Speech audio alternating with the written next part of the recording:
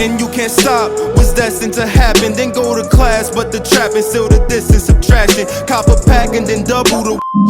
Alright, y'all, so Gaming Boy, he I guess he saw 50 minutes of gameplay for Cyberpunk 2077. Basically, all he's saying is, like, the gameplay wasn't, like, super mind-blowing, but at the same time, it was still good. So we're gonna get into this and, see exactly what he mean by this. Because the title literally says 50-minute gameplay wasn't mind-blowing, but I'm still very impressed. So that's like a 50-50 thing, you know what I'm saying? So, let's get straight into this. I got a feeling it's gonna be fire when they drop more gameplay. That's just me, though.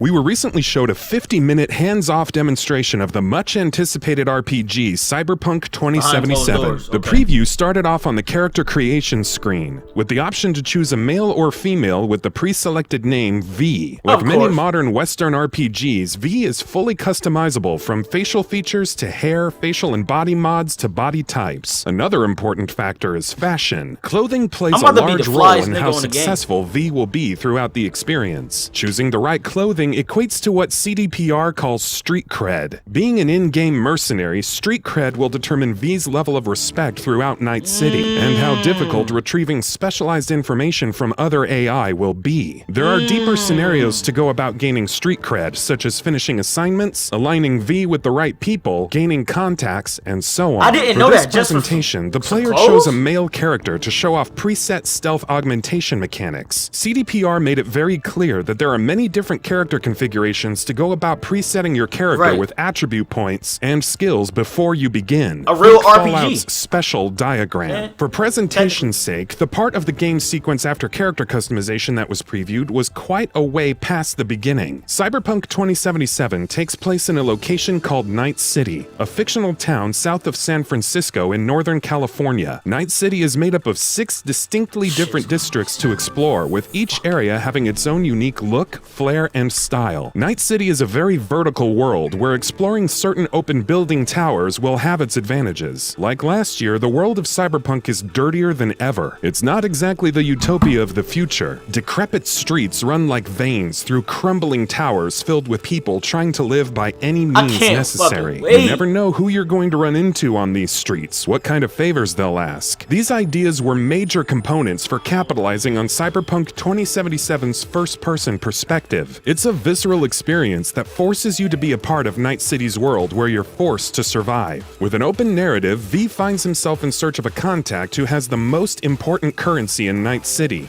information. Information that will help with V's biochip in his head, a chip that is said to hold the key to immortality. After all, V is a mercenary, more specifically a Netrunner class hacker, and this also brings a certain level of street cred along the way. V eventually finds his contact, the leader of the Voodoo Boys, Placide, in a dilapidated building filled with hordes of people. He methodically works his way through, shuffling between NPCs, hearing conversations between them in the backdrop, and feeling how lively this place really is. Placide isn't the sort of man you'd like to get tangled up with. He's large, covered in muscles, and looks like he's seen a few fights in his day. What augmentations does he have in him? This is just one type of question that raced through my mind, knowing that V could be walking into a trap. It's that filthy level of uncomfortableness that keeps you on the edge of your seat at times. V doesn't scare easily, so when Placide asks that V be jacked into Placide's terminal, there's immense hesitation and second thoughts of being here. Humans are no longer just human, they're cybernetic. You can trade in your legs or arms or other parts for a more customized character. Depending on your level of skill, these new upgradable parts will determine how challenging gameplay is, as well as how far you can make it, or by helping you find a new path you couldn't previously attain. Naturally, one of the biggest rules in the Cyberpunk world is to never allow anyone you don't know to jack into you. At that point, your body and brain become their property, and there's no limit on what they can do to you. However, in order to progress this particular story forward, certain questionable decisions are necessary to accept to get farther in the game. V has no choice and allows Placide's terminal to jack into his body through a connection port. In doing this, Placide uploaded part of himself into V and is now capable of knowing what V is doing at all times. This added a level of intensity that really made me feel uncomfortable, as though there's another living parasite crawling around inside me doing what it wishes. Moving on, we all know Keanu Reeves plays what CDPR says is a significant part in Cyberpunk 2077. His character is known as Johnny Silverhand, and he appears to have implanted an AI of sorts into V's head. Johnny often stands around in the backdrop, lending a few words here and there on V's travels. Placide instructs V to make his way to the Grand Imperial Mall, where a gang called the Animals resides, so he put an and AI, figure out exactly what they're up to. Outside, V hops on the motorcycle. It's equipped with a radio station of selectable music, similar to that in the GTA series. The motorcycle's design looks and feels like something from the world of Akira. This is a dirty world, so it's not as sleek, colorful, or functional as that found in the manga or anime.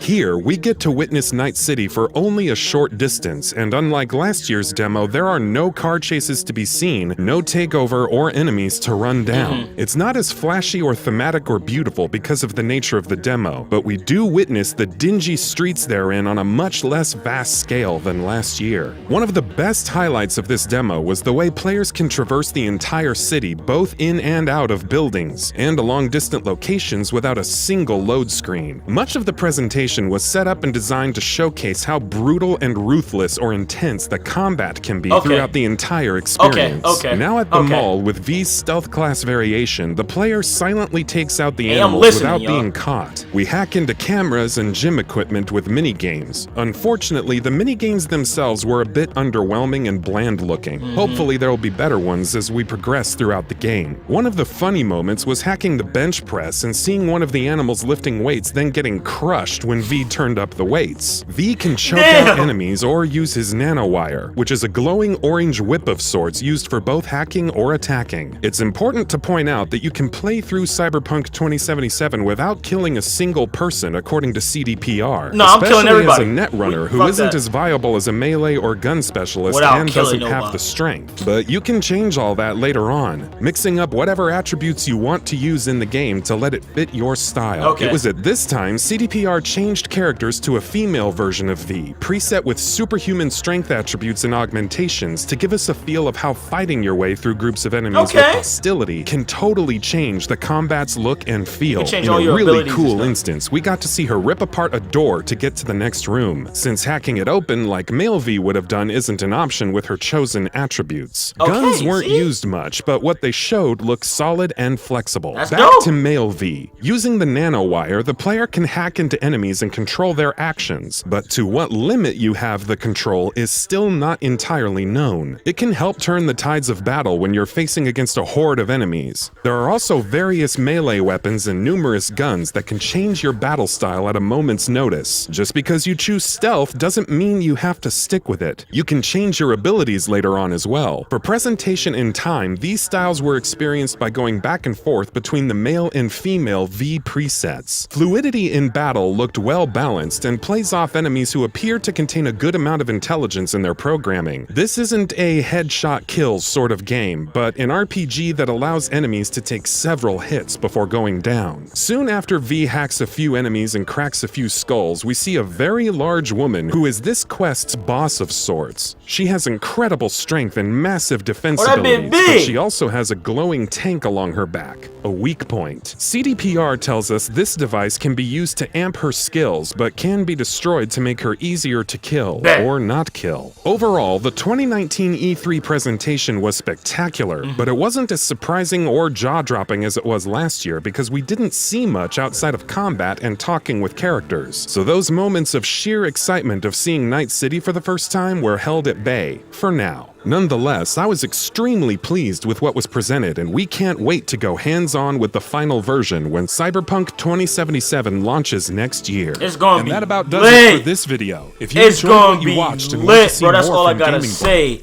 Bro, Gaming Book came with that heat on the channel. That was a good-ass video. That was a good-ass video, man. We got all the details about this 50-minute gameplay that he saw and that everybody saw at E3 behind closed doors. You can't necessarily go to anybody just for parts for your body and stuff like that because they can hack your shit. They can basically go inside of your shit, like your system, basically. They could basically manipulate you, you know what I'm saying? So, you know, beware of that. Just beware of that. Be careful, you know? But no, this is fucking crazy, bro. You can do so much shit on this game. It's so detailed. I haven't even played it. I haven't seen no new gameplay, and I already know that it's gonna be fucking insane, bro. I know it's gonna be very detailed and very, very, very, very, very smooth. But yeah, if you enjoyed this video, definitely leave a like. Subscribe to the channel if you're new. Please turn on notifications to get notified when I upload and stream, man. I will be dropping this video tonight. Well, you know, yeah. It's your boy JosephWitty, man. More Cyberpunk news coming, and more gaming news coming. More of everything is coming. Just stay tuned. Bangers on the way. I'm out of here.